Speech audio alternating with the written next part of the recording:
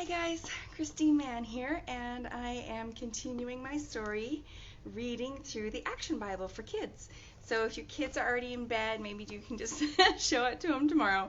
Sundays seem to be my evening to do it instead of the afternoon. So God calls Abram, and we know a lot about the guy called Abraham, but it's always good to figure out what happened before he had his name changed. I don't know if you knew he had his name changed.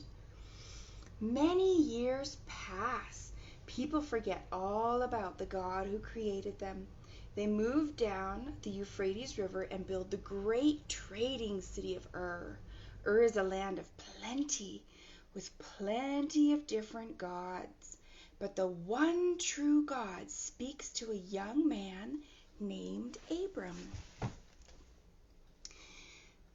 And this is him speaking. Sarai, God has spoken to me. He said to leave my father's family, my country, and the false gods of Ur behind me. He said to travel to a land that he will show me. He will make our family a great nation, and all the people on the earth will be blessed through me. Abram, why are you out here in the middle of the night? Nice question. It will be scary to leave everything we know and our family, but we will trust the Lord to keep his promises. How do you think your father will take the news?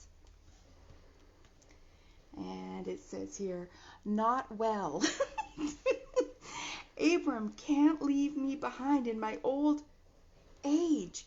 And Lot, you're his nephew. Since your father is dead, it's Abram's responsibility to take care of you too. We're going with him. Abram obeys God by leaving Ur, but he disobeys by not leaving his old life behind. His father Terah comes along, bringing his many idols with him. Uh-oh. See all these guys here? Seriously, Abram, it's better to worship all the gods. That way you don't offend one by leaving him out. Worshipping other gods offends the one true God. So you're saying he's selfish? God leads Terah, Abram, and the rest of their families to the rich land of Haran. Even though the land is beautiful and fertile, God doesn't want them to settle there. But Terah loves this new land and wants to retire there. Out of respect for his father, Abram stays in Haran, putting off his pursuit of God's promises. One day, Terah dies. Abram is now the head of the tribe. He immediately takes charge. Load up the animals.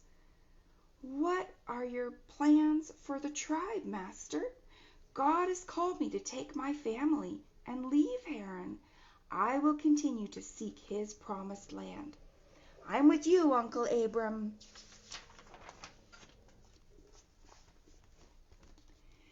Abram leads his tribe through the surrounding lands for several years. He and his extended family live the life of wandering nomads.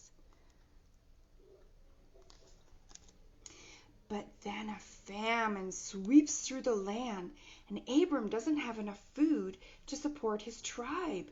He decides his only choice is to lead his people to Egypt, a powerful nation with plenty of food. But he has some fears about his plan. Sarah, you are the most beautiful woman I've ever seen. I'm afraid that even Pharaoh sees you. He will fall in love with you, and since I'm your husband, he'll kill me so that he can marry you. We must pretend to be brother and sister.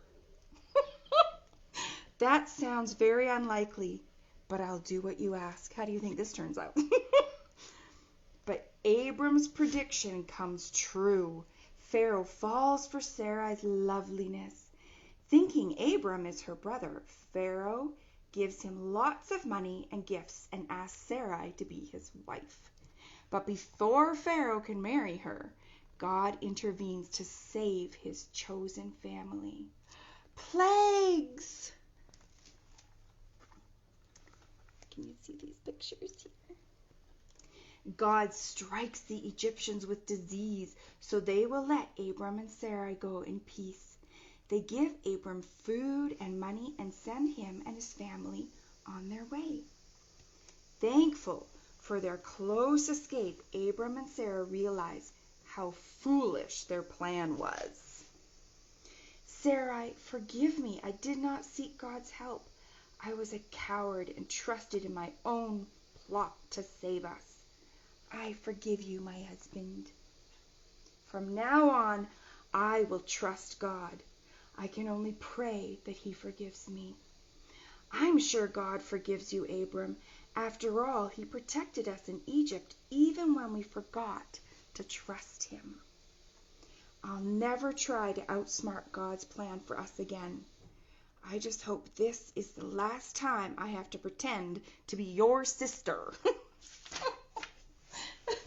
So that's the end of that story, introducing a little bit about Abram. So next weekend we'll continue on with this story, and you'll learn how God changed his name and some more of God's plans for him. I hope you guys have a really good night, and I'll see you tomorrow.